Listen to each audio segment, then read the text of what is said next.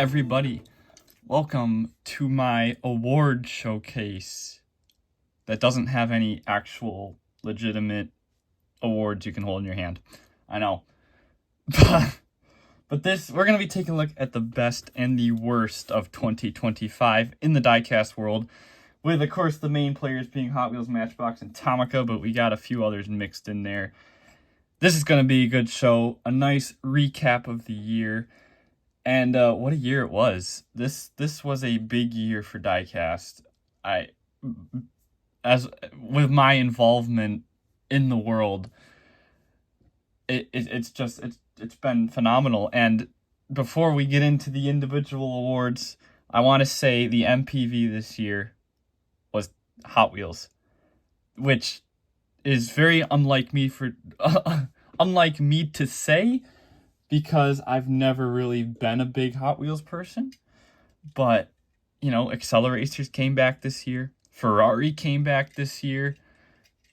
Mattel as a whole got Maserati back, which trickled into the Matchbox line. Ferrari has yet to trickle into the Matchbox line, but it might. The Hot Wheels, what's the word? The Legos. The Mattel Creations. They kind of rebooted that. They did a little bit with Mega Bloks back in the day. Now that Mega Bloks is rebranded to the Mattel Creations, Hot Wheels went full blown. I have the NSX. It's gorgeous. Hot Wheels and I ended up buying a lot of Hot Wheels, like a lot more than I ever have in recent years. Ronald Long is doing an amazing job at premium, and the brand as a whole is benefiting from it. My liking of Hot Wheels is going up. So with that, we're going to start with Hot Wheels, and we're going to start with the main line. Now, of course, we're going to start most disappointing. Most disappointing for 2025. We have 3 nominees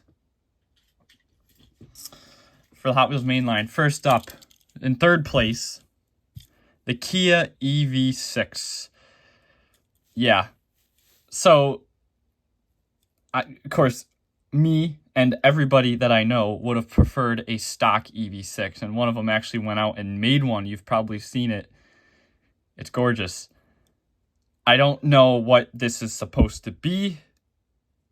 It's not an attractive, most body kits are not attractive in the first place, but this thing is just terrible. I don't get it. Look at the vents. The vents are pretty cool, but come on, it's just an electric commuter car. Why are we doing this? EV6 takes third place in most disappointing. I would have preferred stock. Would have preferred it to be a Matchbox. And I don't know why Matchbox hasn't brought in any Kias either. That's the other thing. Adding to Hot Wheels' record this year, they got the Kia license back. And I'm assuming Hyundai, even though they haven't done anything with Hyundai. And the only thing they did with Kia is the EV6. I don't know why they didn't do the Stinger. But they could recolor the Stinger. I don't know why they don't. They only did 4 colors of that back when it released. But this is all they had to show for the return of the Kia license. Not a good look. Not a good look. Moving on to number 2 and most disappointing, the Mustang GTD. This thing is atrocious. It's short and stubby. It should be thick, but the thickness is not offset right by the length. It's bad. It's bad. I absolutely love the GTD in real life, but this looks nothing like it. This looks nothing like it. I don't know. That's third place, but second place. You guys are gonna hate me for number 1. Most disappointing Hot Wheel of the year. We're 4 minutes in. We're gonna start controversy. Most disappointing goes to the Ferrari F40 Competizione. Running off the same issues that the Mustang have. Look how just stubby it is. It's not attractive. The headlights being lens don't help it either. It's not the best look. I get it's a $1 car, but you're going to see the top 10 that I have picked out for the best destroy this. Absolutely destroy this in accuracy. So I don't understand why they couldn't get anywhere with this one. And it's an F40. This is the Ferrari, and they did it like this. And it's also the Competizione, which doesn't help. I wonder if they would have done a little better with the regular Ferrari, even though they already did a regular F40. That one's not too good either. The only reason people like that one is because the engine opens, the engine cover opens. But yeah, this thing doesn't look great at all.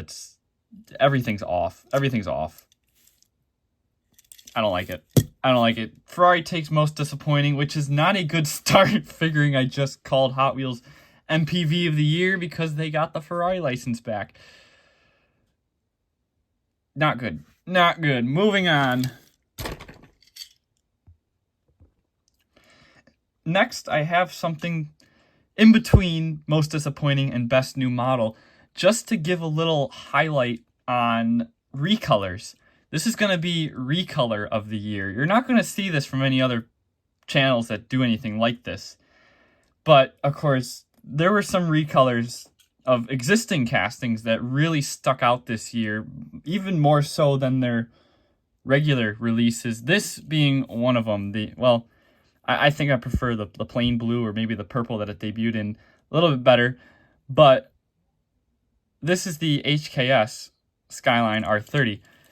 The livery is based on a real car, and it's just so 90s Japanese. I absolutely love the real car, and I love that Hot Wheels went after it in the retro HKS livery. This thing is just too cool for school. And they recolored it in blue, which isn't accurate because the blue one doesn't exist in real life.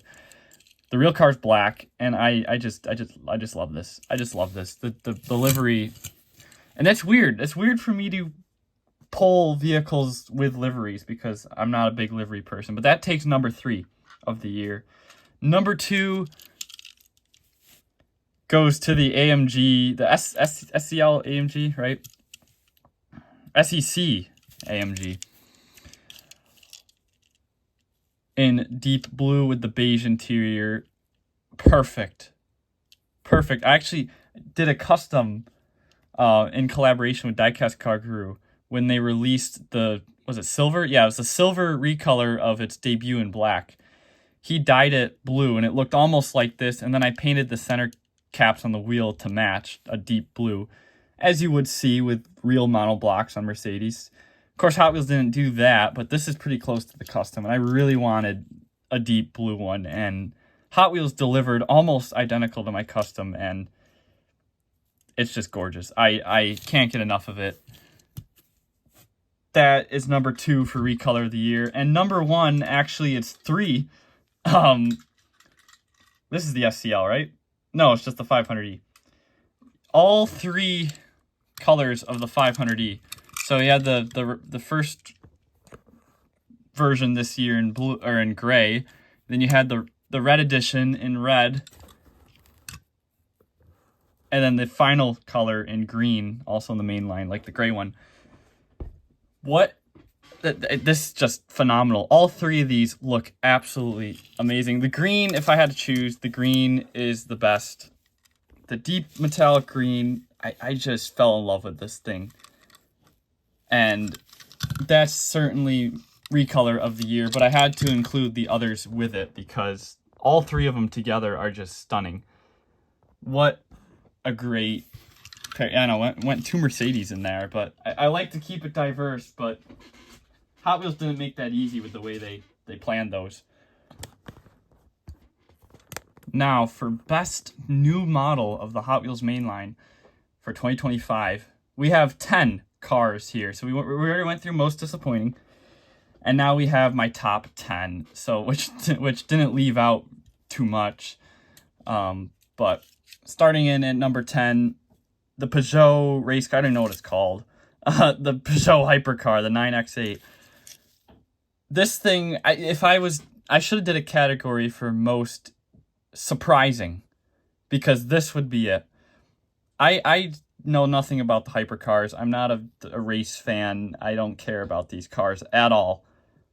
But that's not what this list is about. This list is about accuracy and boy, this thing is awesome. The amount of detail in this thing, all the cutouts for the aerodynamics, just all these sharp lines and deep body intricacies. Like, it's an impressive tooling. And at the same time, this thing is actually heavy. Like, there's a lot of plastic on here. The base is a massive slab of plastic. I mean, it's large. It's a very large casting. But it's heavy. It's got good weight to it. I think this deserves to be on the top of the list. At least in the top 10. Very happy with that one. Here's another one that's kind of race-oriented, although it was a one-off vehicle. This is the Renault Espace. Big Renault Espace fan, but this is the Espace F1 when they put an F1 engine in it for God knows what reason. So glad they did, and I'm so glad Hot Wheels went after it. Just phenomenal. My only complaint about this is it's a little stubby, but otherwise it's no big deal. It's just the casting choice is phenomenal, and the execution is done really well despite its shortcomings in length. Nothing brought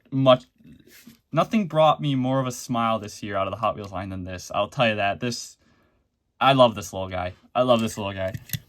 Very deserving 9th place finish. Next up, the Maserati Shamal in 8th, bringing in the Maserati licensing back to Hot Wheels. This thing's cool. I love the proportions on it. It's a very quirky car in real life, and they just proportioned it phenomenally, and we've had a ton of good releases of it already. The blue one in 2026 is very nice. The one issue with this one is the plastic bumpers. The red here hides it very well. The blue does not. So, I mean, it's a give and take there. But leaving the bumpers out, I think it's very well proportioned, and love to see Maserati back in the lineup. Taking number 7, Ferrari. The 365, right? Yes, 365. It's the race car. What are they called? GTB4. This was the best mainline Ferrari this year. Of course, there's only 3 to pick from. F40 was terrible. SF90 is mediocre. I might have put that one number 11 if I continued this past a top 10. But the one that stood out to me this year was the GTB4. This thing looks awesome. And it's, of course, they already did a stock one years ago when they originally had the license. So now they've done the race version. So they got both of them. And they both actually fit nicely with each other. The stock one from, 20 years ago was one of their best Ferrari castings of the time. That one was a solid one. And this one, following the same scaling, is great to partner up with it. And they just did a stellar job on this one, and I adore it. Again, another race car making it in here, but I just couldn't ignore it. This thing looks phenomenal.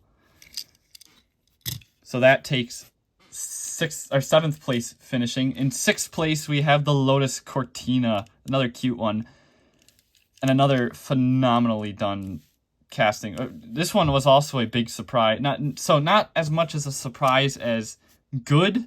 Like the Peugeot was done very well. This one is a surprise in the fact that I didn't expect them to do a Lotus Carlton, to completely honest, but they did so well. My favorite detail is the exhaust pipe that comes out the interior there, and that just looks so good. Such a cool car. I absolutely love it. I love it. It's so proportioned, so right. These things were tiny. They used the smallest wheels on it. They couldn't have done any better with this car, and I adore it. I adore it. Too bad the 2026 release has a yellow window, because that's kind of annoying.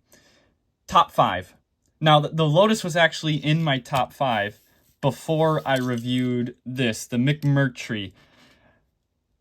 I was blown away by this, to the same to the same features of the Peugeot, but just a little more crazy. Like, you have the wind passage right through the cabin there. Like, they actually carved that out. The vents above the wheels. you can see the, oh yeah, you can see really well on the back here, the passages cut out. I mean, it's such a small car, and they were able to do so much with it. It's awesome. And if people who don't know this car, you'd be like, what is this tuned car? No, this is not tuned. This thing is short in real life. So it uses like fans or something for aerodynamics. I don't know. I don't really understand it. I don't get paid enough to understand it, but something about this just, I have to put it in the top 5, because this is a phenomenal release. Or not just release, phenomenal casting. That one's another very surprising one of the year. Taking 4th place, the 928. We all love the 928. This is just so well done. So it's well, I'm dropping it. So well done. So now they did a 928 way back in like the Blackwall era. So this is kind of a rehash of that. I love the open sunroof and the fact that the lights are part of the window piece, which is actually done a lot better than the Ferrari. They could have chose different wheels, I think. I think the 5 spokes, these would have worked better, but that doesn't affect this vehicle's ranking on here. I love the 928. I'm not a Porsche person, but this is one of my favorite, if not my favorite Porsche. The 944 is up there too. Love this. And of course, just looking at it makes me think of Jeremy Clarkson. If you know, you know. Moving on, we got the top 3. These 3 here, you could put Matchbox wheels on them and tell me they're a Matchbox, and I would have believed you when they first came out. I would have believed you they were a Matchbox. Starting out with number 3, we have the Gordon Murray T33, right? T33?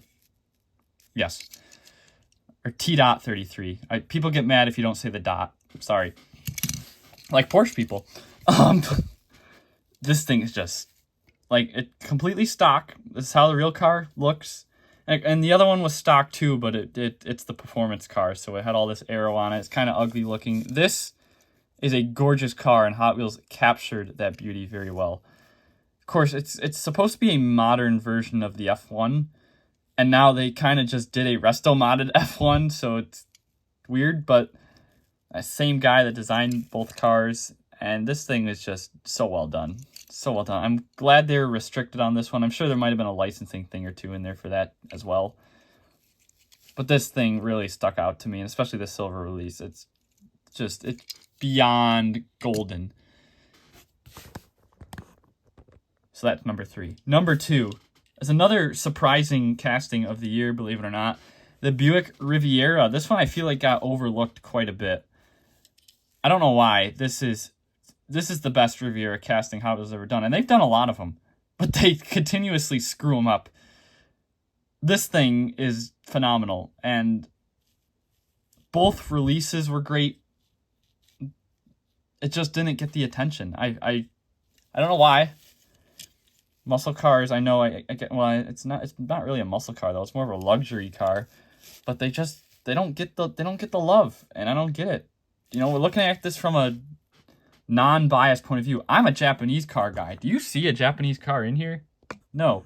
There really wasn't many this year anyway, but because they've really done them all the ones that people actually want. I mean, and if they were to do like a Honda Stepwagon or anything, the Tomica one would certainly be better.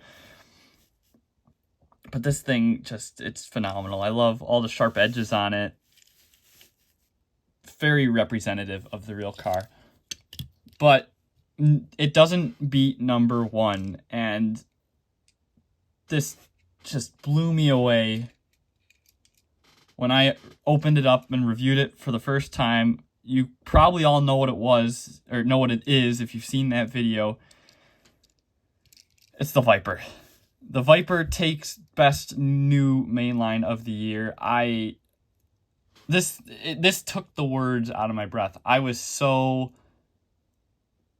blown away by this one. I adore it. I adore it.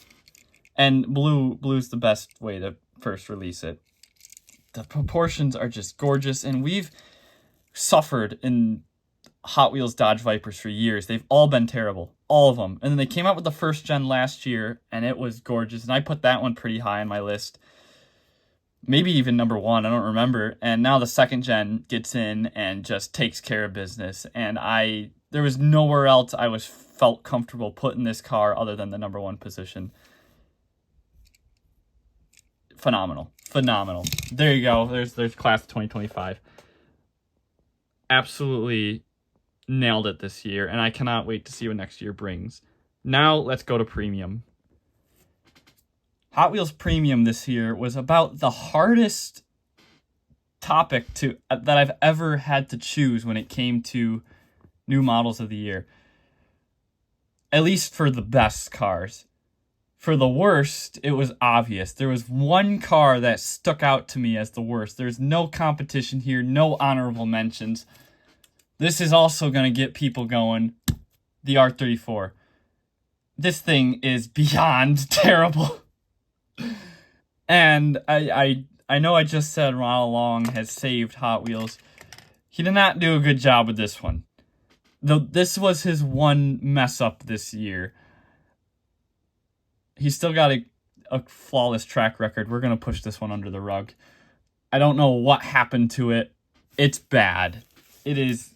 So the front fender is actually larger than the rear. I don't know why, but the flare. There's like nothing in between the hood line and the fender line. There's nothing. There's no space there. Why? These cars were fat cars. I get it, but there should be a little more space than that. From the rear 3/4 isn't bad. The rear end's fine. It sits a little low. I don't like how low it sits. But the front's terrible. The headlights aren't right. The front splitter here is way too big. Absolutely way too big. And also, and on top of that, it pretty much touches the floor. It's like, this is not a stock Skyline. It's slammed to the ground. It does not look appealing at all. At all. That's why it is worst of the year. Best recolor of the year was also easy. You might know what this is. This is my all-time favorite Hot Wheels casting ever. It just might be. I haven't thought this through yet, but I want to say it is. And there was no other recolor this year that stood out to me as much as the Pajero Evo did from Boulevard. And it's a little more than the recolor that make this one. It's the wheel and tire combo. Oh, so good. So good. And the Rally Art livery is super iconic for this thing. I had to put this one up there. There was nothing better this year in terms of recolors than this. I'm in love with it. I'm in love with it. Now, let's talk new casting. The best new casting. So we already talked about the Skyline. Let's talk best new castings. So we have the top 10, or my top 10 at least, new premium castings of the year. We're going to add an honorable mention in there because I accidentally had 11. Miscounted, so it's already right here. Honorable mention is the Porsche. This thing is phenomenal. What is it? The 911 GT1. Super perfect. And I think it's supposed to be the road car. They already did like the race one a few years ago. So this is a nice like piggyback off that. And they can do racing liveries on it later, I guess.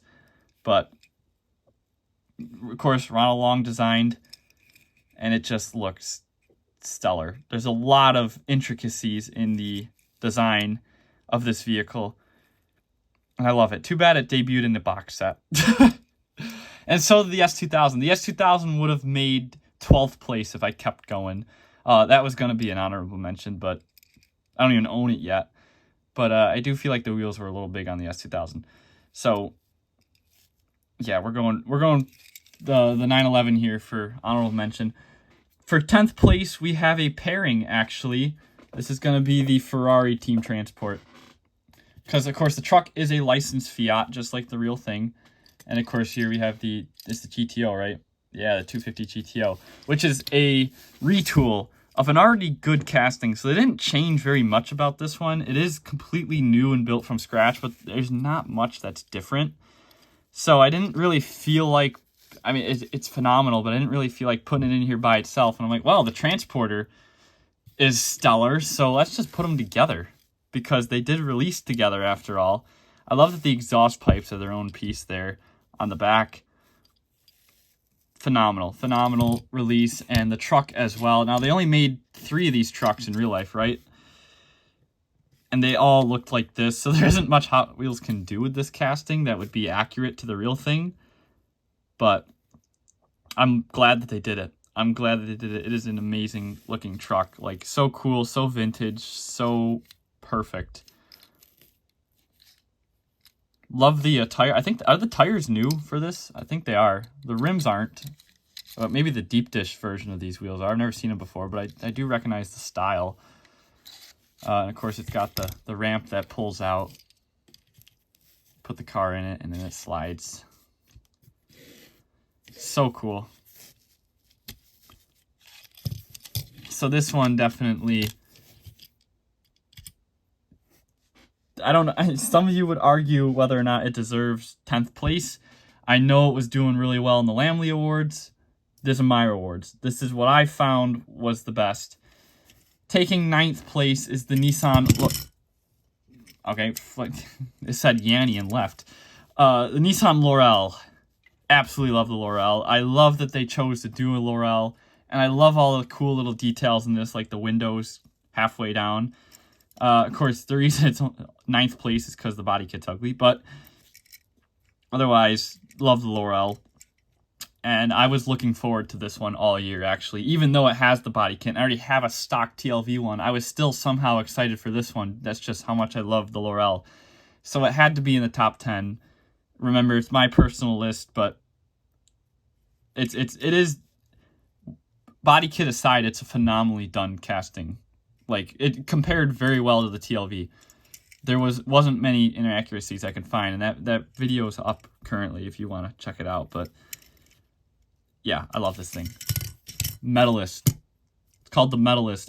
After that video, I came across a Instagram advert that someone posted, like a vintage advert for the car, and it said, clear as day on there, Medalist. I'm like, oh, that's how you say it. Sitting here looking like an idiot. But moving on, number 8. This one also blew me away. I don't remember if I did a video on this one. I think I just did an Instagram post.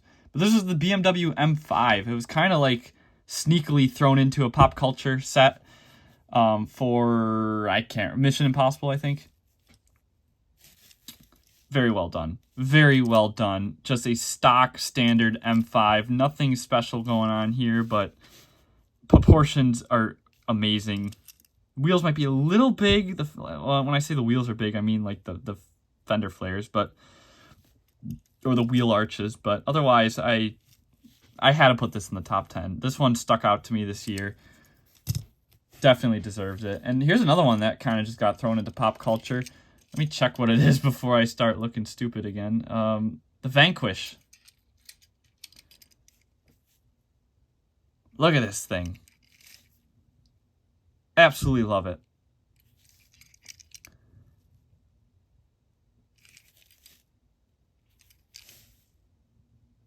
I didn't do a review on this one either. I planned on doing it, but the Hot Wheels Premiums released so abundantly that I just couldn't keep up this year. And just fighting Matchbox, but absolutely love how this one released. Like, the silhouette is just beautiful. And of course, this was a James Bond casting. That one, I was going through, I wasn't originally like thinking about this one. Actually, I hadn't even opened it. And I was going through, making my list. Of course, I could have gone without it because I already had the Porsche, and I had more cars than I needed. But I grabbed the Viper, and this was right next to it, and I'm like, you know what? That one deserves a highlight. So here it is. Fit it in. It's number 7. Number 6. This one actually comes from the same mix as the Laurel. The Ford Bronco. This thing, I love the proportions on this. Just the short little 4x4. It's got the removable roof, and it doesn't look stupid without the roof off either. It looks as it should. And the hood snaps on there nicely, doesn't fall off. This is super well done. And yeah, it had to make the list. It had to make the list. That was the other thing with premium this year. Like, there was the obvious cars that just had to make the list that I could not do this video without. And the hard part was putting them in an order that made sense to me. Like, okay, what was better? And usually the answer was nothing. Like, they're just, both of them are as good. Like, I can't say one thing that neither of these cars did wrong. So whatever. Going into number 5. We're in the top 5 for premiums this year. I kind of just spoiled it when I was talking about the Vanquish there, but the Viper. Another Viper. This is the SRT Viper, right? Or just... yeah, SRT 10. Forget. Yeah, SRT 10. Well, they called the Ram the SRT 10 too, but I guess that just means it was a V10, right? Absolutely love this. So again, super well proportioned. Like, Hot Wheels turned their Viper game around last year with the first gen, and then this year second gen and third gen, like that.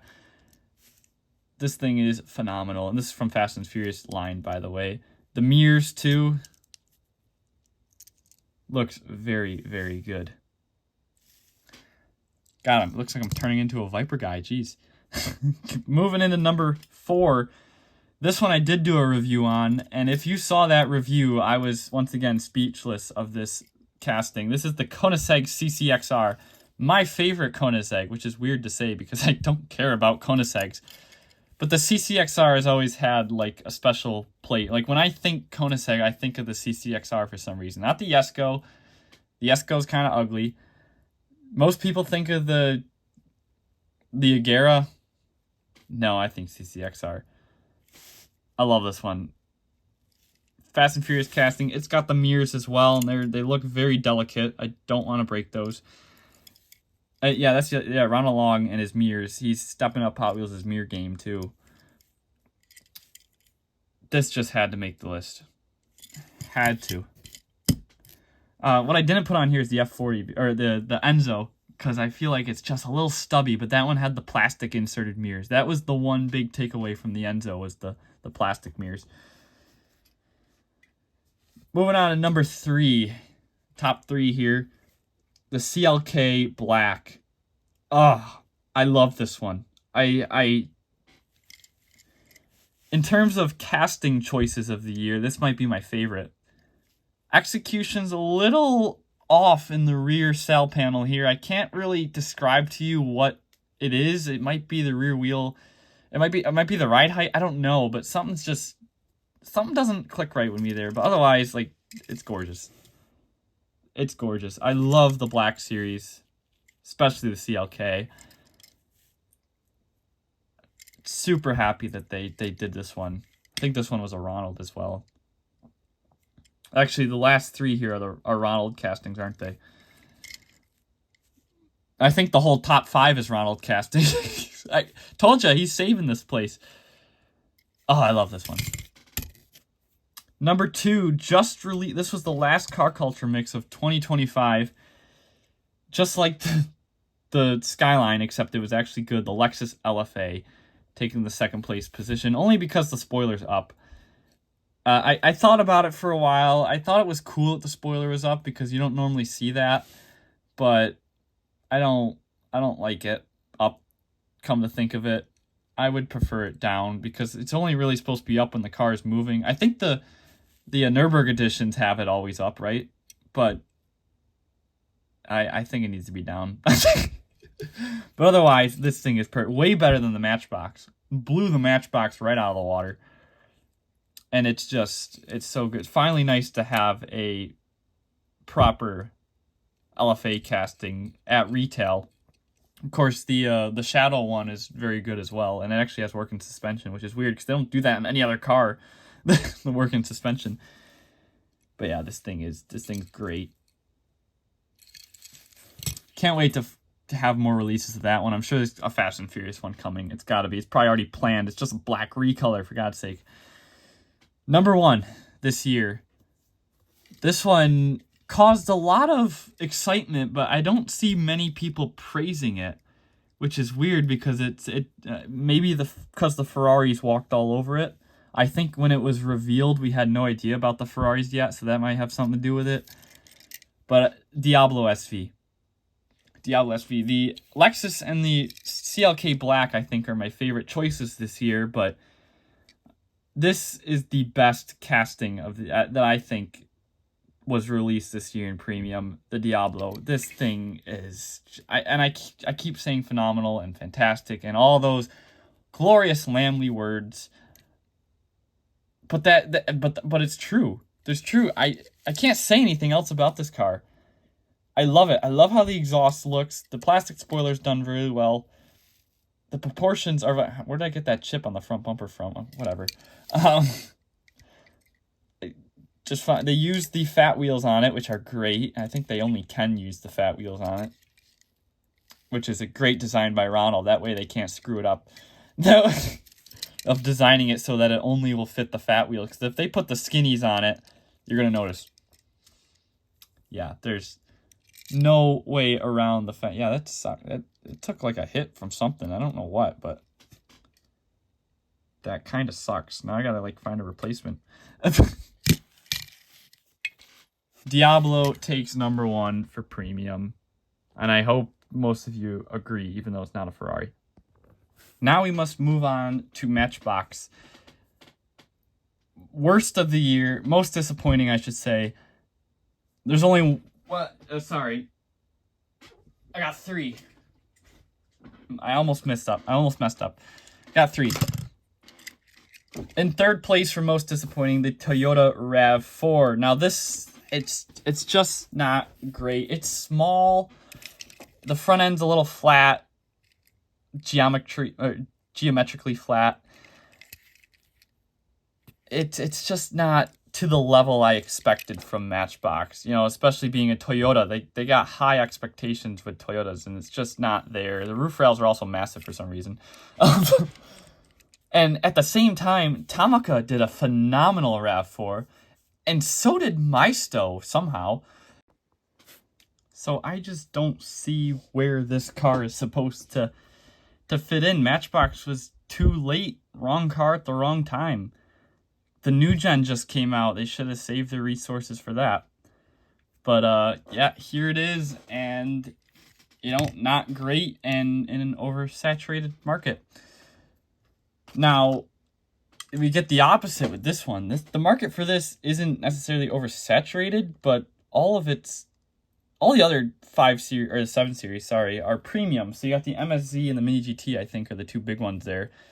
Those are really good. Of course, the real car is ugly, but the Matchbox and I get the Matchbox casting is only $1 or $1.29 now, whatever. But it's not great. It's not great. This one suffers from the same as the RAV4, having that flat front end for no reason. The only nice thing is that the grills are actually textured there. But the front end looks so bad. And the real car doesn't look good, but it's just too plain. And I talked about that in the video review of this one. It's not great. The rear end's fine. I don't have an issue with the rear end, but there's no defined, other than the grill, there's no defined details here. It's all flat and smooth, and it's hard to really tell what's going on, especially if you didn't have decals. It's not great. I do like the size of it though. But that's 3-2. #1, worst casting of the year, which I don't even have off the card yet. The BMW 318i. This is a doozy. Now you can see on the artwork, it's beautiful. Like there's the real car. There it is, looking good. This one again also has the flat front end, which why? This car has a bumper that sticks out slightly, but not here. The headlights are massive for some reason. Like, does that look like that? No.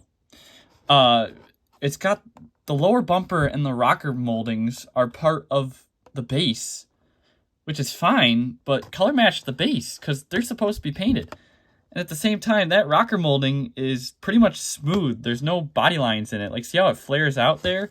It's got the indent in the middle of the door there, but there's no flares. The flares aren't there. It's just got the indent.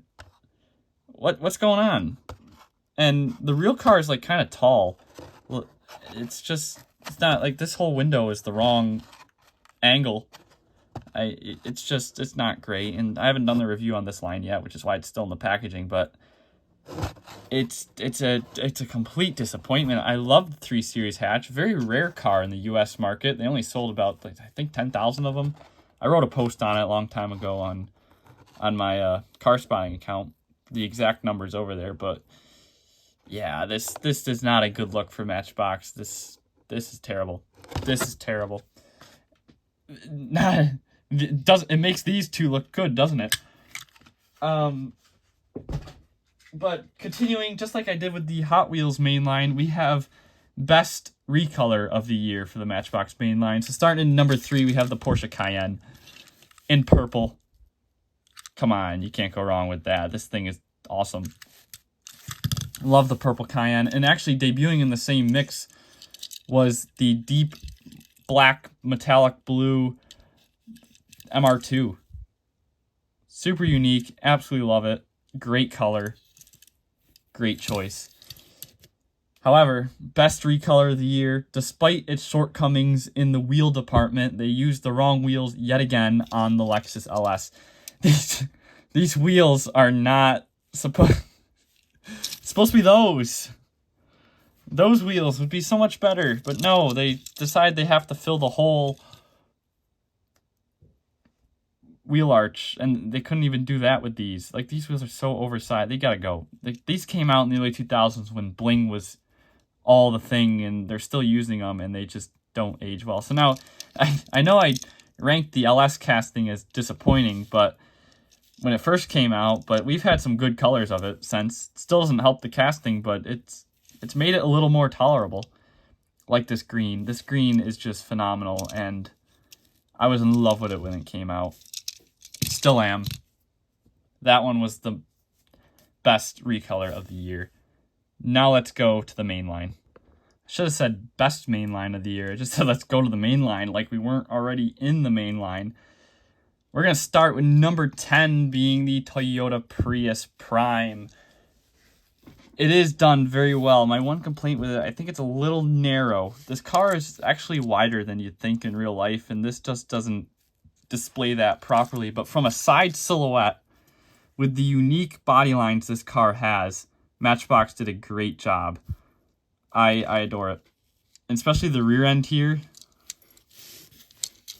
See, with the taillight being like actually molded in there, you can feel it. And same thing with the front. Like, they could, like, I don't understand why the cars with the more intricate front ends, like, oh, let's just make it flat and put a decal over it. But then with the simpler ones, where they probably could have gotten away with just doing a decal, they actually made the indent. And I give them props for that.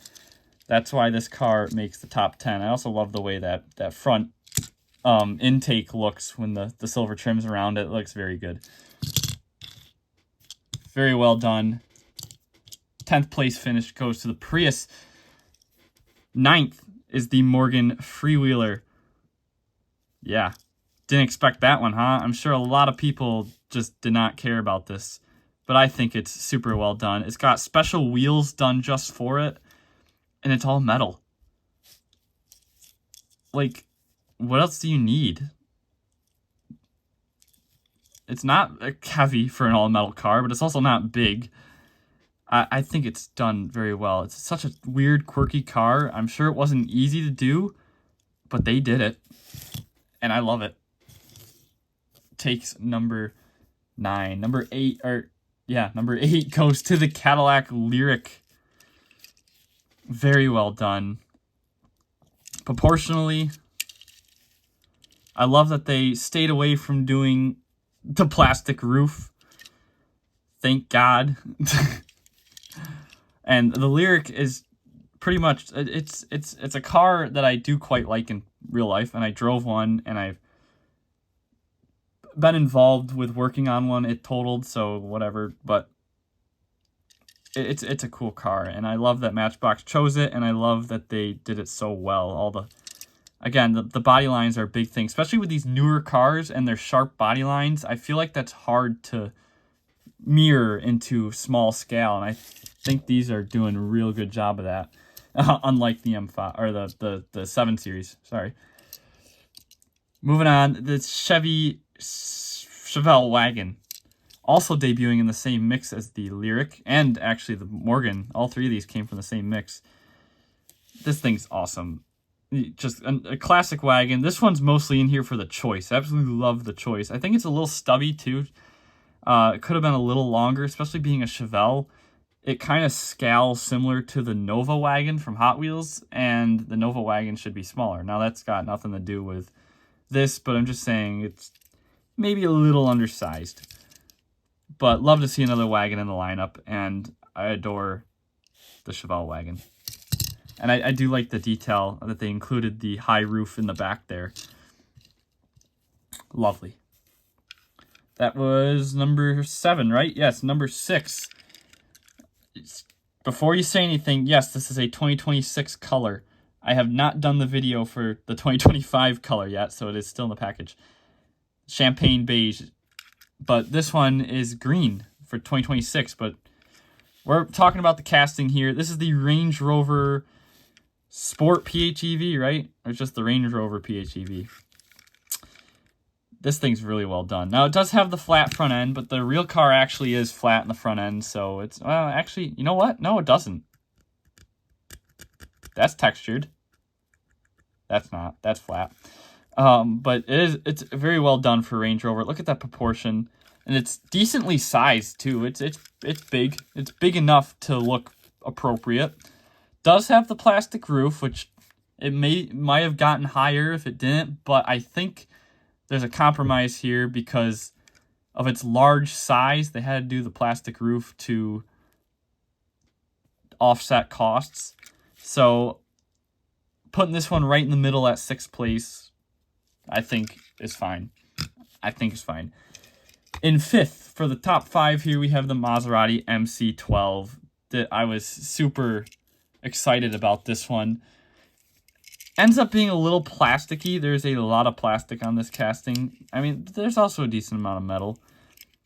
But, yeah, and I think if they did a metal spoiler, it wouldn't look right either. But the blue plastic kind of throws it off. But this isn't about the reason. It's about the casting. I love the length, and I love the width of it. That was the biggest thing about this, because Matchbox has a bad habit of making cars skinny. Case in point, the Toyota Prius, making them a little narrow. The Lyric is also a little skinny. The Range Rover is too, but they offset it pretty well by the proportion, so that one's not as noticeable. But the MC12 is wide, and I am super happy about that. So that one takes a very deserving 5th place. In 4th, another narrow one, but it's long. The length is done really well. It's the Toyota Land Cruiser 70 series, and this is like the 5th facelift or whatever from 2020 or whenever they redesigned the front end for the 5th time in 4 decades. Yeah, the 70 series has been around for a while. Everybody knows that. Everybody loves the 70 series. Everybody wants it to come to the United States again, or it actually never did to begin with. In this market, I don't see it possible being cheap, but here we have, it's pretty much Aussie spec, or not Aussie spec, Middle East spec with the side graphics. I don't know why they always get the side graphics. I think the side graphics are cool, but yeah, this thing turned out really well. I love the length of it. Again, it looks great from the side view, a little narrow from the front, but I mean, the grille is also under detailed just a bit. Love the snorkel. It's got mirrors. It's got a tow hitch, which doesn't look terrible. You remember the Ford Explorer with the tow hitch? Yeah, this is much better compared to that. Much less noticeable. So this takes a very solid 4th place finish. Top 3. Top 3 here are absolutely stellar, with number 3 being the Citroen 2CV. I had the quirks on this thing are done just right. You know, the ripples in the hood there. I love the canvas top, the weirdly shaped windows. Everything transferred very nicely to this casting. Someone put a lot of effort into it, and I had to put it in the top 3. Had to put it in the top 3. Very nice. 2CV. One of my favorites of the year, too. Just beyond a casting perspective, but a casting choice perspective. A car that I didn't expect to be on my top list of the year, however, despite seeing how the other BMWs came out, the M2. This thing's phenomenal. And I don't care much for the real car. Out of all the BMWs currently on sale, this is the one and the only one that I would ever consider choosing, the M2. Because the rest of them are just trash. And this one's not much better, but it's a great car to drive, I've heard. And so they say the same thing about the M3 and the M4, but they're not the best looking cars, and they're not the best quality of cars. And I'm sure this one lacks in the quality department too. I don't know, I've never touched one. But from what I've heard, it's just an amazing driving car. But point aside, this casting is very nice. This thing, the proportions are so good, like so much better than the 3 Series hatch. Got the intakes at the bottom. You got the squared off rear end there. Just wonderful. Just wonderful. And this pairs up very nicely with the 1M from a few years ago. Love it. But now, favorite of the year. Now this, or best new model of the year. I don't want to say it's my favorite, but I mean, that might be cliche. Everybody thinks I'm a Subaru person. A Lexus person, come on. But the WRX. Now this one particularly is the S4. Now they don't market that on the packaging. Oh no, they do. STI S4. I don't think it was on the packaging though. So this is the JDM spec S4 STI. Now STI is no longer in the United States anymore. They are Japan only. And this is the STI WRX. Now for 2026, they're adding the wing back, which I think is really going to set these apart from the regular WRXs, because right you probably can't tell right now that this is a STI. But 2026, the wing's coming back, and yeah, the only thing is like the emblem in the grille and then the emblem on the tailgate. And of course, they have a power boost, they have a special exhaust, they have the special seats. Of course, it's right-hand drive, as it should be. Mine's got a paint bubble on the top. Actually, this is an extra that I bought for custom, so I don't care about the paint bubble. But yeah, this thing, not only is it, I think, the best casting of the year, when I first saw it, I thought it was terrible. And then I got it in hand, and I'm like, you know what? This is much better than I thought. And it's so good, I'm putting it at the top. Now, I could interchange it with the BMW. I think they're both just as good. I'm only putting the Subaru on top because I prefer the car itself better. I just couldn't decide which between these two was the better casting, So I'll leave it up to you guys. The wheel flares, of course, are there, but they're not painted, which thankfully is a good thing because it looks terrible without the wheel flares painted. I wish they would have been a little more defined, but at the same time, it looks great without them. But I think that's what was throwing me off at first. This front quarter shot here looks amazing, and so does the rear. It is a weird designed car. Like the taillights don't, like when you look at the real car, the taillights don't fit with the rest of the body, nor do they fit with the rest of the Subaru design language. So it's integrated very nicely, and I love the flared out rear end. Like they did a really good job on this, and that takes number 4 or number 1. What am I talking about? Hilux is number 4, or the Land Cruiser number 4 there. There you go. Now let's go moving parts. Now, just like for Hot Wheels Premium, moving parts also had a very obvious most disappointing and a very obvious best recolor.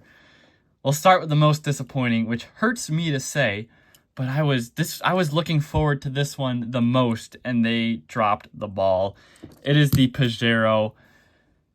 It just didn't live up to what I was expecting, and I've already ranted about this one many, many times. Well, only twice, but of course, I already did a video on the recolor as well, and I still complained about it. It's just not good. Like that bull bar and the light bar on the roof, it just bothers me. And the opening doors as well bother me because the frame doesn't go with it. And on that note, every model with opening doors is most disappointing because they couldn't get the window frames. Although the Charger EV was fine. That one we'll let pass. But Pajero most disappointing. Now, best recolor. This is not, nobody's going to expect this one. The Mini Cooper. I think I chose this as the best new casting last year, at least top 3. And that original release in blue was okay, but then they come out with the British Racing Green with the black wheels, and I fell in love with this one. And let's just see that opening hood one more time. I absolutely love how they did the opening hood there with leaving the headlights. Oh, so good. But yeah, this one takes best recolor. British Racing Green with black wheels. Looks so good. Looks phenomenal. Now, for the top 10 moving parts of the year, I think all the Fords made it. Oh, I didn't put the Thunderbird in here. Yeah, that one was a little stubby. That one could have used some more work. But number 10 is the Ford Mustang, which was such a breath of fresh air, especially after Hot Wheels messed up the Dark Horse, and they messed up the GTD, and Tomica messed up their...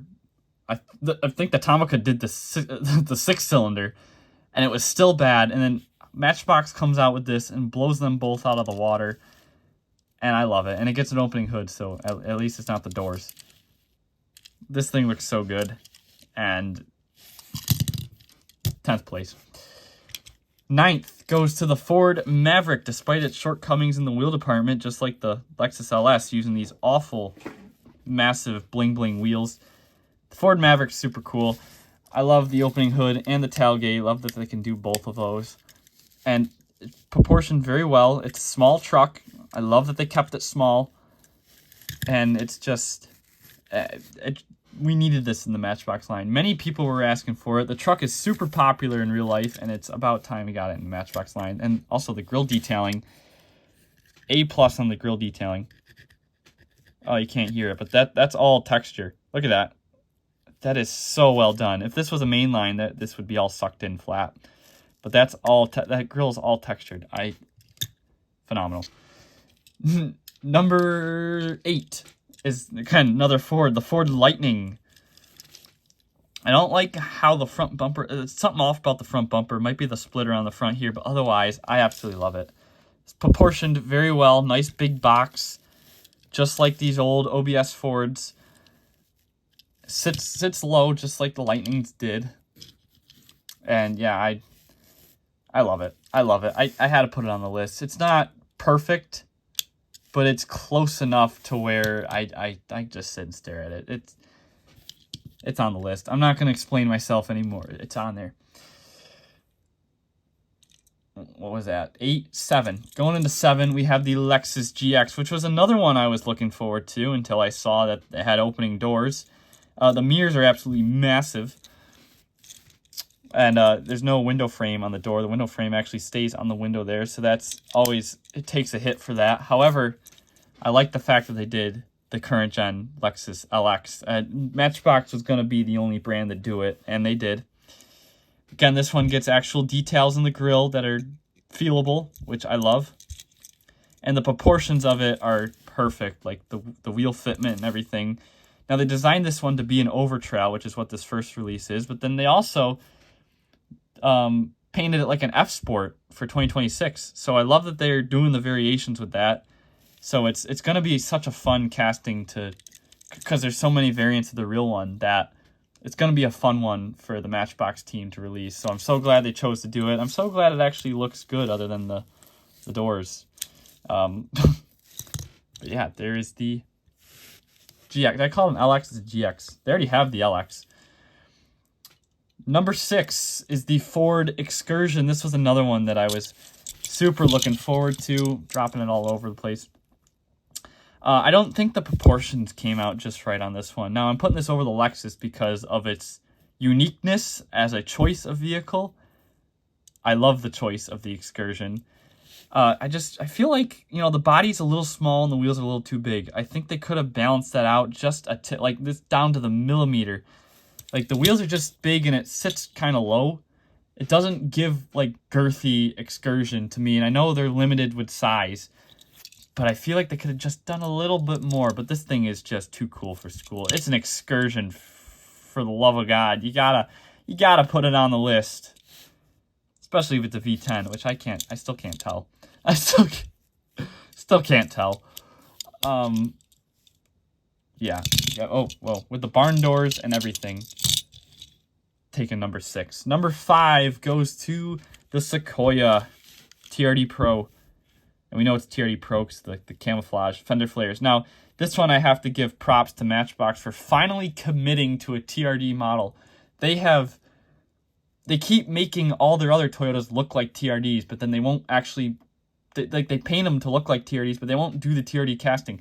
Finally did the TRD casting, and it looks stellar. Now, there's actually an interior, which helps this one. I love the luggage rack on the roof, which if they have to do plastic to balance this one out, that was a very smart way to do it. And this thing just, and it's still heavy. It's still a brick. Even with the plastic on the roof, it's still heavy. It's got like a Texas license plate for some reason, but yeah, all the details are there. I love it. The camel fender flares are a bonus.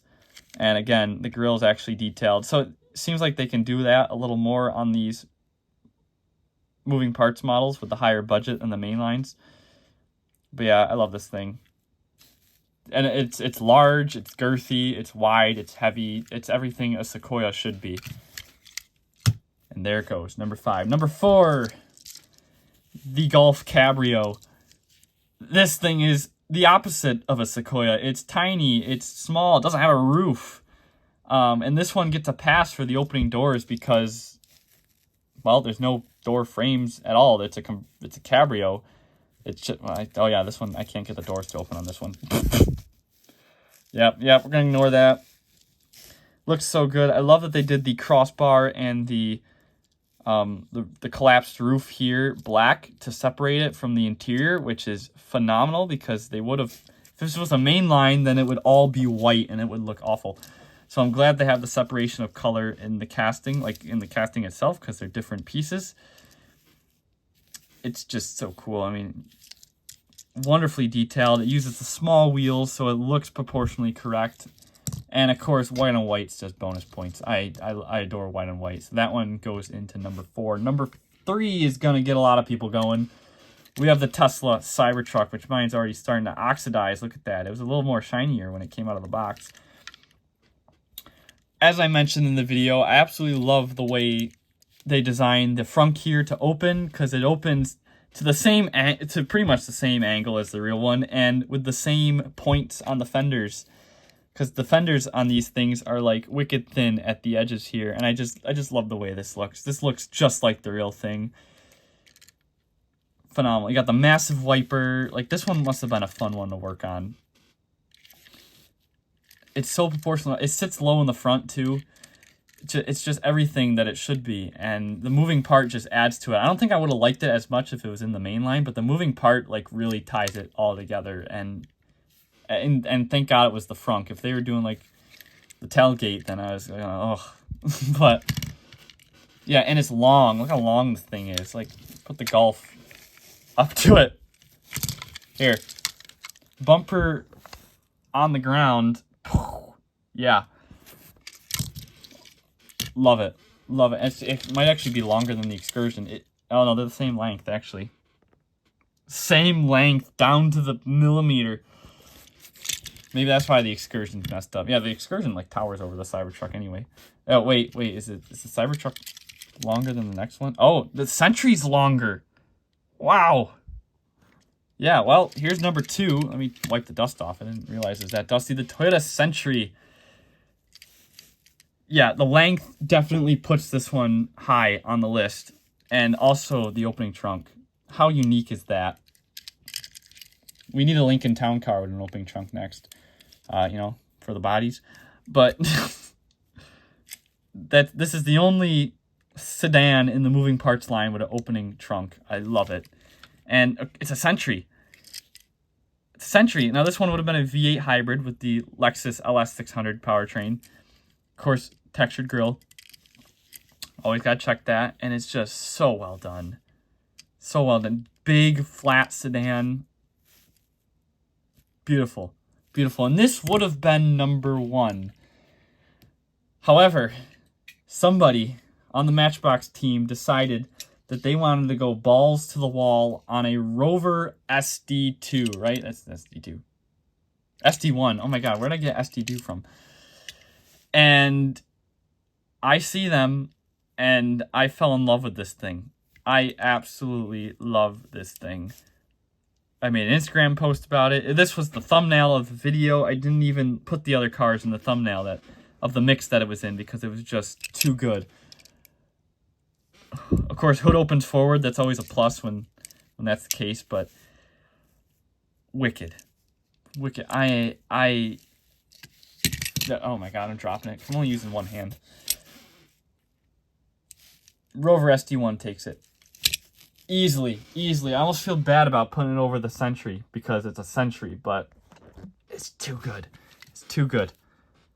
Just look at it. This is a stellar lineup, by the way.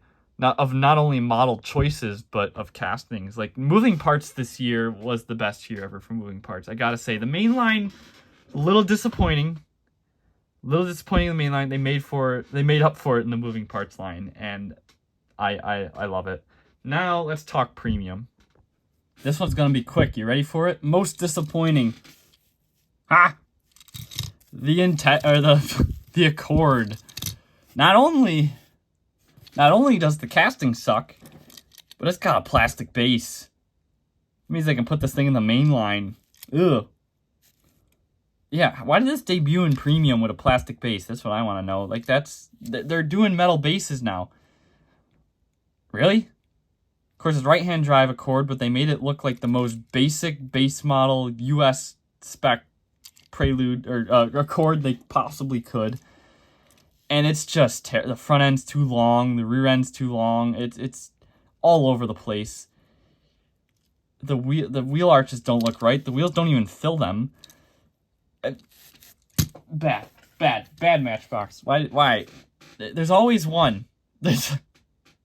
And it's usually Japanese because I went through the same thing with the GTR. However, I guess you could say they made up for this because they didn't do much this year in the premium line. So I've got two. Nominee for Premium Model of the Year, the BMW 8 Series. It's a redo of their old casting from, I don't know if it was Tyco era or right when Mattel bought them era, but this looks phenomenal. And this year, one of my obsession cars, despite not liking BMW at all, was the 8 Series CSI with the V12. So perfect timing for Matchbox to release theirs. I'm on a 850 craze, and I just think this one's done very well, and I love it. But what really stood out this year to me in the premium line was the XJ220. Look at that. Of course, metal base and metal body. No moving parts, so it's super clean looking. It's got the mirrors. It's awesome. And this is the, what do they call it? I don't remember. They don't have the licensing for the collab company that worked on this one, but JWR, maybe? Probably messed that up. It's probably not even close, but this one, this is perfection. This is absolute perfection.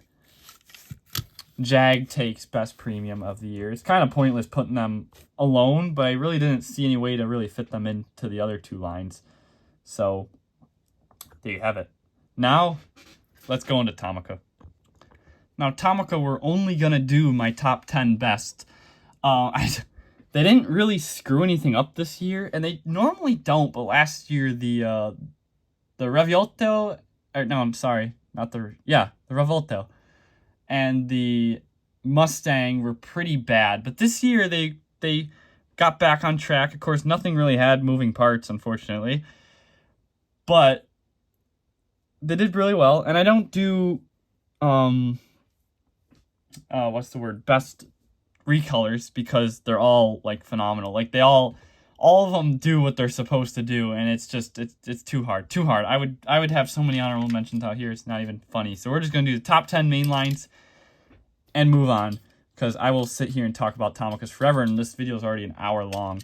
So number 10 for the year, we have the Toyota Century SUV. Now this one is kind of hard to put at number 10, but it is kind of plasticky a little bit. And yeah, That's sort of disappointing. It is still heavy, but I mean, it's got a lot of plastic too. Love the lens headlights though. Very well detailed. It's also a little small. This is supposed to be a big third row vehicle, and it's literally the same size as the Land Cruiser. Actually, it's not even as tall as the Land Cruiser. The Land Cruiser might just sit tall because it's lifted, but yeah, they're actually the same size if you drop the suspension. But yeah, I don't know. I feel like they could have done better with this one, especially being a Century vehicle. It wasn't all there. Next, we have the Honda Freed. I absolutely love the Honda Freed, and the quirky proportions of this one are accurate to the real car, so I'm not going to say the front's too stubby because it's how it should be. Love that it's got lens headlights, and that's about it. There's Honda Freed. Taking number 9. Number 8 goes to the Daihatsu Move. Little disappointing because there is no suspension on this one. Even the Freed got suspension somehow. But nothing on the Move, but it did have some good releases, and it is very well proportioned. Relevant to other K cars, because it's way oversized. 1:57 scale, yeah. But it's the Move canvas, I forgot. Super cool, though. Loved it. I was waiting for them to do this one, too, because it's been out for a couple years already, and then Toy Cabin did it, so I'm like, why didn't Tomica? And then they did it, so it's nice. That one came out right at the start of the year. Number, what is this? 7, right? Honda Accord. This, I think, is going to be a lot of people's favorites. Me, personally, it's just not as refined as I would have hoped from Tomica. And also, the wheels are, like, small. Well, yeah, the wheels are going to be small because they always use the button wheels, but I think they could have made the wheel arches a little bigger, and yeah, I don't know. Something's off about it. Something is certainly off about it. I think the taillights are, like, small, too. It's just, I don't know. Especially since I see these things daily. Something's just not right here. The front end also looks like Mustang. Yeah, I don't know what my issue is with it, but I just couldn't put it in the top 5. But as a casting choice, a lot of people love the Accord. I love that they did the Accord, and it's definitely deserves to be in the top 10. Putting it at 6 or 7. God, I can't count. Number 6 is the Tesla Model Y. This is how you do a Tesla Model Y. Blows the Matchbox out of the water, and they fixed the issue that they had with the Model 3 creating fake windows, because the Model 3 only has it's got the windshield and it's got the roof glass. That's it, because the lift gate opens around the window. On the Model Y, it's got 3 windows: the windshield, the roof glass, and the lift gate glass, and they separated them properly this time, and it makes it look so much better. It doesn't have to be all clear. I mean, it definitely is clear on the real car, but if they're going to do it half metal, they got to do it properly, and they did. So this one wins where the Model 3 doesn't. Very well done. Much better than the Matchbox. And a very deserving 6th place finish. Now, number 5, I adore. It's the Suzuki Carry Double Cab. Such a bizarre choice. Yeah, very front heavy too, as you just saw. It's a Super Carry. I don't know, I call it double cab because it's got the extra space in the back. I don't think there's seats, but it's got extra room back there to store stuff, I guess, because you don't have a bed. But yeah, it is a real truck, and it is super cool. It's got the high roof, so they got all the details there. They got the headache rack on the back. The window, it actually looks like it's a separate piece, that rear window there. No taillights on the back, though. That's kind of disappointing, but yeah, the Super Carry. I love it. It has like, it's got like suspension, but it's not like the metal suspension that they normally do. I think it's the plastic one that the trucks get. Also, that detail at the bottom of the headlight there, and actually the whole headlight, that's very good. That's very well done. I love that. Don't know how they did that, but that looks great. You can see like the LED in there. Love that. Number 4, the Land Cruiser. Love the sizing on this one. Love the suspension. Very bouncy. Yeah, this thing is just too cool for school. No badges on the back, though. That's weird. Just because Land Cruiser. It's the Land Cruiser Prado. But yeah, it's nice and big. It's heavy. It's got great suspension. Everything I want from... Oh, yeah, the 250. Yeah, do they not use the Prado name anymore? Or it should be the Prado 250, but maybe Tomica just doesn't use it. But yeah, big, heavy... Well, actually, what's the box say? I have it right here. Yeah, it just says Land Cruiser 250. This is a winner. This is a winner. I don't like, however, that the roof is like a off-white, and I think that's because they put the decal over the brown, and it kind of just soaks into it. And I have a feeling if they did the roof black on the first color, which I don't remember, but I feel like it'd be worse. But there is the Land Cruiser 2. That one was a big hitter when it came out. A lot of people were excited for that one. I was excited more so for number 3 here, the Toyota Crown Sedan, because the crossover is absolutely hideous, so it was nice to get a sedan in here. And they gave this one the big wheels, which is weird, because it should be the same size as the Accord. I don't know how they got away with the big wheels on the Crown, but then the tiny wheels on the Accord, they look like donut tires. Yeah, just proportionally the Accord is bad, but the Crown is great. And I love the sedan more than the crossover or whatever it is. I really want them to do the Signia next, which I don't know what they call it in Japan. I think it's just the Crown Wagon, but super good. Golden release right here. Speaking about golden, the Honda Prelude. Now, Honda Prelude takes the number 2 spot in the Tomica line here. I can tell you what it's not taking the number 2 spot in. Best real car of the year, because this thing is overpriced and underpowered. That's the story you've heard from every person who's ever touched this car before, but it is super true. It's not a great car in real life. However, it's very good looking, and it makes a great Tomica. They did the two-tone seats in this one, like they did in the Type R, where the seats are actually a separate piece. Love that. That scores them a lot of points. And just the crispy details, tie it all together. Absolutely love this thing. It's a weird car. It's a weird-looking car. I mean, it's good. It's got a great silhouette, but I feel like it would be a really hard one to put into scale. And they actually claim it's true 164, which is also cool. So, all in all, I think this one, this came out better than I expected. I'll be honest. I expected worse, but it's not bad.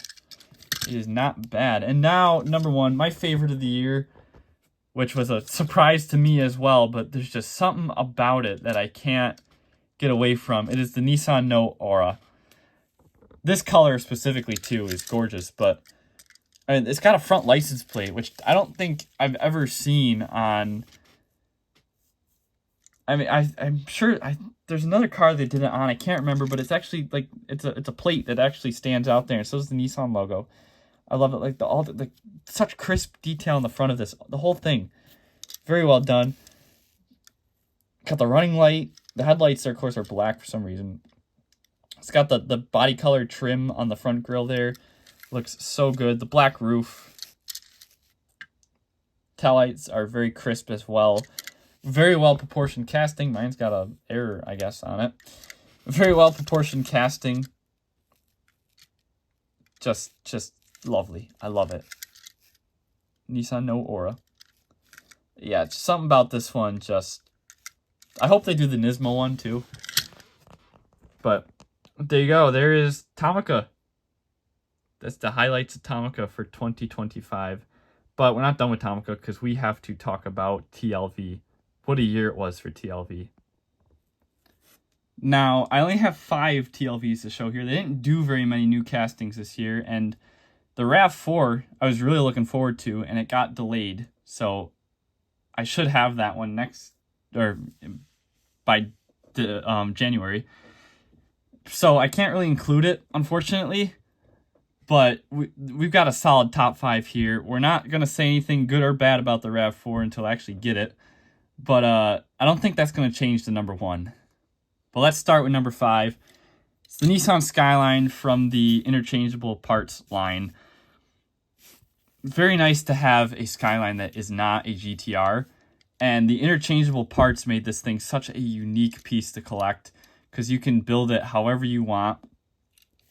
However, the flaw that I discovered in the review with the trunk falling off doesn't make it super appealing. Without gluing it together, then it kind of defeats the whole point of the interchangeable parts.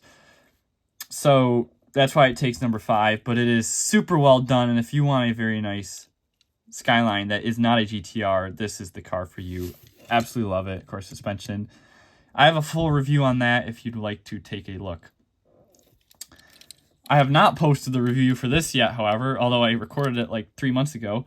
The Mitsubishi Lancer Evolution, I'm putting number 4. Every TLV blows me away, so saying that this one blew me away has no meaning whatsoever, but I absolutely fell in love with this one. So, especially the headlight detail. That is the big winner here, is that headlight detail. Seems like a small thing, but look at that. And the taillights as well. Just phenomenal. And they tooled this thing to fit the Evo 8 and Evo 9 front ends, so that's another plus. We can get other body styles out of it. Number 3 goes to the Subaru WRX STI. I think this is the only mid-gen, because this was the facelift of the Bug-Eye, but pre-facelift to the Hawkeye. There isn't really much representation of this in 164, so this was very welcome from TLV, and of course they nailed it, as they always do, with the JDM exclusive rims. So well done. And this I have a review on as well. It's just hard to say things without copying my reviews, but that's what they're there for. Number 2. Oh, I got a hair on it. It's still there. Number 2 goes to the Subaru Forester STB. And actually, both Foresters, because the other one is a non-turbo, so it doesn't have the hood scoop. I think it's an S. Or it's an L. No, the S is where the base is, right? Oh, I can't remember. I don't even think they use that naming system in Japan anyway, but this one, STB with the hood scoop, of course, different casting, but pretty much otherwise the same. Absolutely love it. And this one particularly is based on the advert for the Forester, where it was in New York City, despite the fact that we couldn't buy turbo first gens in the United States. We'll come back to this one later. Unfortunately, it does not win Best TLV of the Year, but it wins another award. Best TLV of the Year has to go to the Chevy Astro, and I don't think anybody is going to argue with me on that one. TLV's first American car. They've done American spec vehicles before, but they've never done an actual American branded vehicle before until now. And it leaves the door wide open and wondering what else we can get out of them. And I hope it's something just as cool as the Astro van. So I chose the panel here. We can include the passenger versions too if you want, but the panel was the one that stuck out to me. It's just so cool. So cool. I cannot believe we're living in a timeline where this is a TLV. Awesome. Awesome. What a great year for TLV. They don't do very many new casts. They do like one a month, so it's only like 12 to choose from. And I don't really do the Ferraris. There's the Honda Acti truck, but that one, the beds are weird. So I decided to keep it to 5. Although next year, they're releasing the Diablo, and I'm going to be all over that Diablo. So that will be included into next year's finale video. But until then, it's 2025 TLV. Nobody's arguing with the Astro.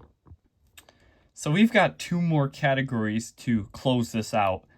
Second to last here is going to be Diecast of the Year.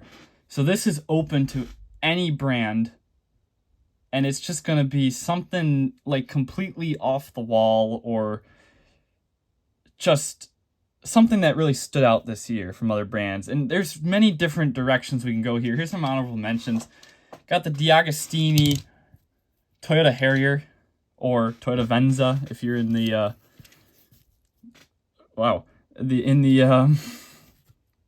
North America. Jeez, couldn't come up with that one.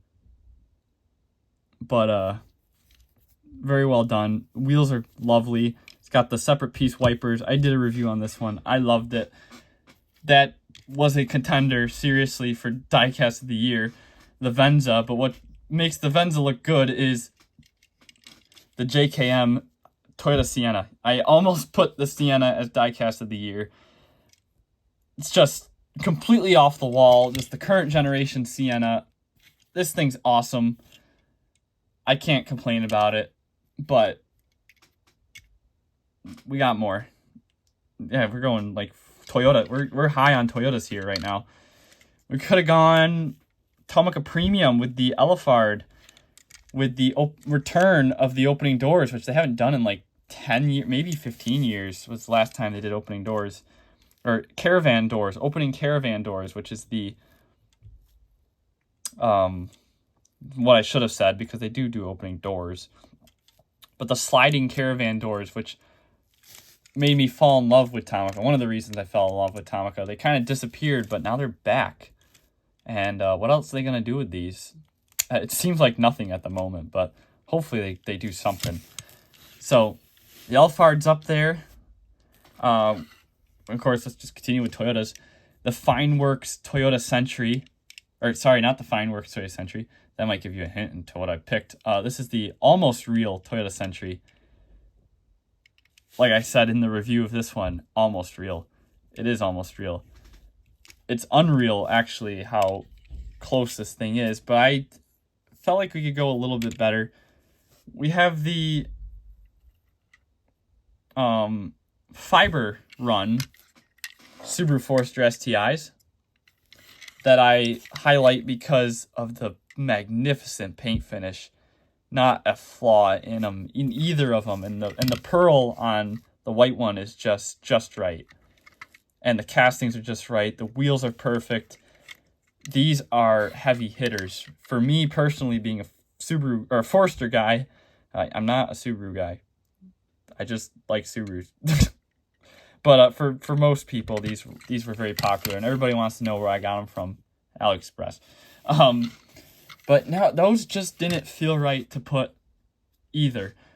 I wanted to choose Diecast of the Year as something that pushed the envelope of everything we knew in the diecast world. Something that represented what was possible in the diecast world. And there was only one car that could have came to mind, and it was the Fineworks 164 Toyota Century. This wins Diecast of the Year. Or it's the Celsior, or it's the Lexus LS. I called it a Toyota Century, didn't I? Well, that ruined it. But down to the antenna. And yeah, just a few things I'd like to point out. If you haven't seen my review of this thing, go take a look. I mean, look at the headlights. They literally look like glass. The hood opens. Got to be careful, though, because the grill is an actual grill. Yeah, I am not kidding.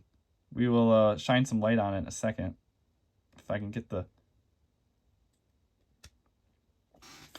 That grill is real. Look at it. That is a mesh grill.